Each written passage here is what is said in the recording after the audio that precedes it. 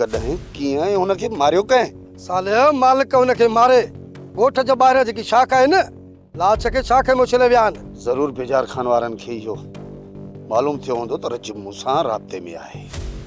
बहरहाल मां अचां थो। साले तूं हेॾे अची छा कंदे? हाँ? लाच खे पुलिस खणा वई आहे पोस्टमार्टम जे लाइ। हमेशा ग़रीब मिसकीन ई मरंदा आहिनि। कॾहिं मुआ को नवाब मरे, को वॾेरो उनजो को पुट मरे, न कॾहिं बि न। मरंदा हमेशा ग़रीब ऐं मिसकीन। अफ़सोस त मुंहिंजे करे हिकु मिसकीन मारियो वियो। हा साले, जंग में इहो ई थींदो आहे। हमेशा मिसकीन मारूड़ा ई मुआ आहिनि, रस्ते वींदड़ मुआ आहिनि, माउ जा पुट मुआ आहिनि, के भेण जा भाइर मुआ आहिनि, गभरू जवान शहीद थिया आहिनि। खिची ॻाल्हि चओ, हिते ज़ालिम समाज आहे, ज़ालिम समाज, ज़ालिम जो राज आहे। मिसकीन त हमेशा मरंदो रहे थो न, कंहिंखे चए? दिल त चवे थी सरदार बेजार खान जे घर ते हींअर जो हींअर हमलो कयां ऐं हुनजे ख़ानदान जूं ॿूटियूं ॿूटियूं करे कुतनि खे खारायां।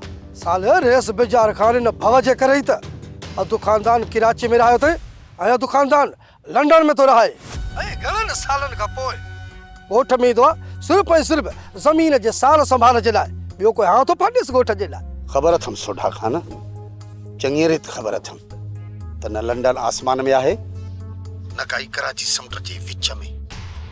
जेकॾहिं ॻोल्हा जी तड़प सची हुजे त इंसान किथे नथो पुॼी सघे। हाँ ठीकु आहे साले, ठीकु आहे, पंहिंजो ख़्यालु रखिजांइ, होशियारी हुजे हर तरफ़ खां। ठीकु आहे।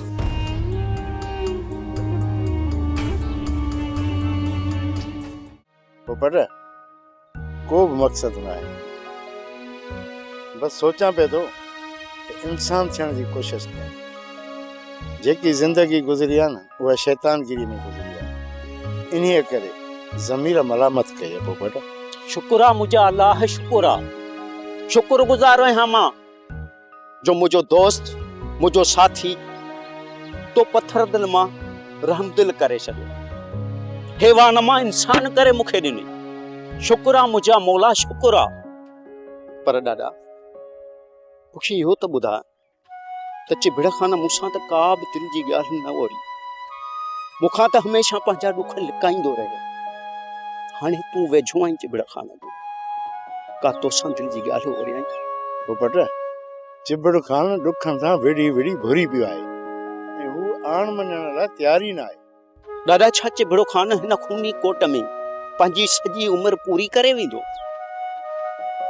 ऐं वीचारे खे पंहिंजे बच्चनि सां मिलण जो मौक़ो ई कोन मिलंदो?